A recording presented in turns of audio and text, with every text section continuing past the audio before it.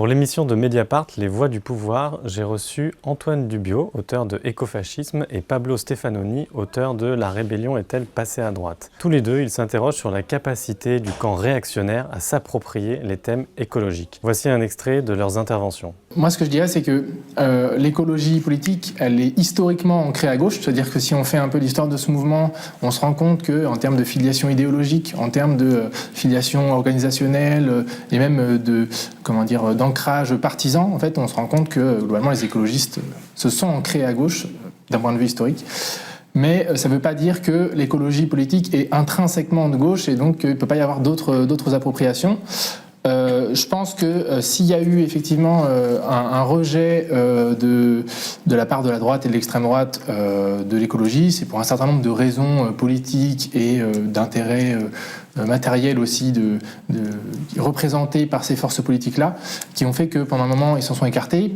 Mais je fais l'hypothèse qu'avec l'aggravation de la crise écologique, en fait, c'est un enjeu qui progressivement va être forcément approprié davantage en fait par toutes les forces politiques, y compris la droite et l'extrême droite. Ouais, j'insiste un peu parce que les Verts, par exemple, qui vont dire oui, l'écologie est forcément de gauche, ils vont dire parce que l'écologie, finalement, elle implique, elle suppose de la justice, de l'égalité.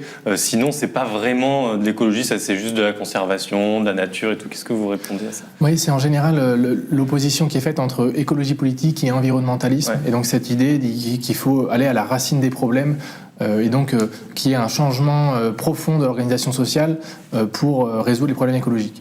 Mais en fait, moi, ce que je répondrais, c'est que si on commence à regarder du côté de l'extrême droite, en fait, cette distinction entre une écologie supposément radicale et un environnementalisme qui ne fait que gommer un petit peu les défauts du système dominant, eh bien, en fait, à l'extrême droite, on a une remise en cause profonde de l'organisation sociale, mais plutôt pour la réorienter vers une société organisée de manière très hiérarchique, etc. Ouais. Donc on a cette même, à mon avis, on rentre dans le cadre de cette distinction environnementalisme, écologie politique, en parlant des écofascistes.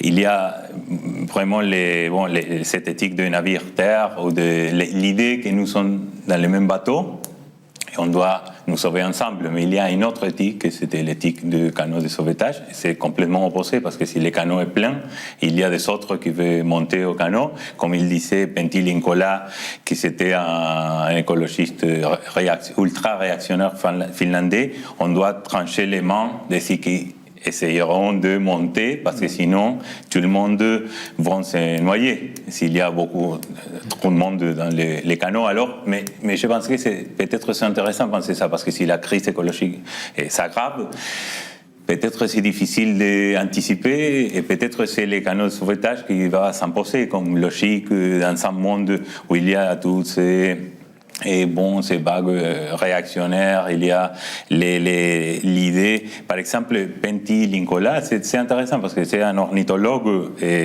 finlandais, il disait on doit laisser les migrants se noyer parce que c'est ce qui se passe avec les oiseaux qui migrent aussi. Alors c'est un peu la nature qui... Ouais, une sorte de naturalisation. C'est une naturalisation. Alors je pense que c'est important parce que peut-être... Si la crise s'aggrave, c'est cette idée de que l'Europe doit se sauver toute seule, et laisser les autres. Et bon, il y a dans un climat de l'époque comme ce que nous vivons, peut-être, c'est quelque chose pour penser. L'intégralité de cet entretien est disponible sur le site de Mediapart pour ses abonnés. Vous le savez, c'est la condition de notre indépendance.